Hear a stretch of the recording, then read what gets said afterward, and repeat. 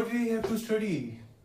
Biomechanics topic, basic principle of joint. First, the design of a joint and the material used on construction depend mainly partially on the function of the joint and partly part on the nature of component.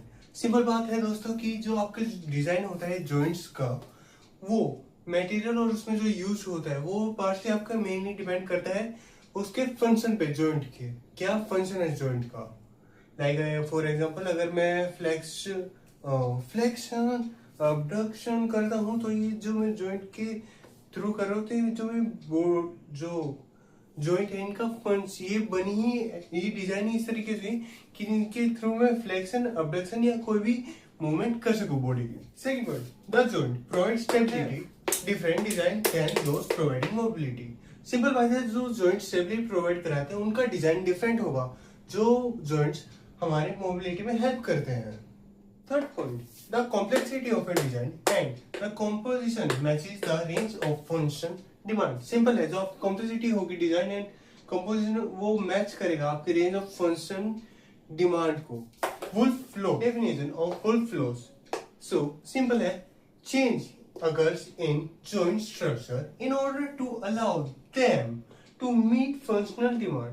तो simple wolf flow हमारा क्या state करता है कि change होता है हमारे joints के स्ट्रक्चर में, जिसके थ्रू वो हमारी डिमांड को सप्लाई कर पाए।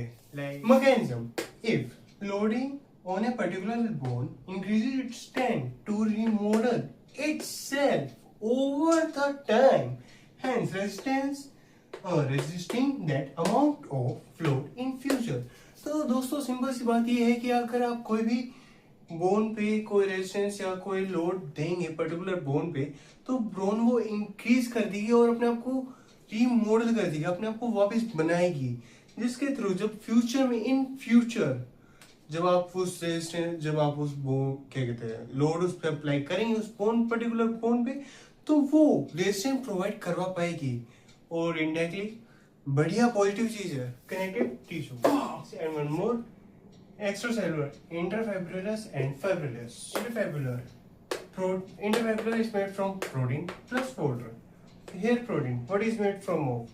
Pg plus glycoprotein. Now here is Pg. Pg from what it is made of? Protein plus polysaccharide. And here is CGA.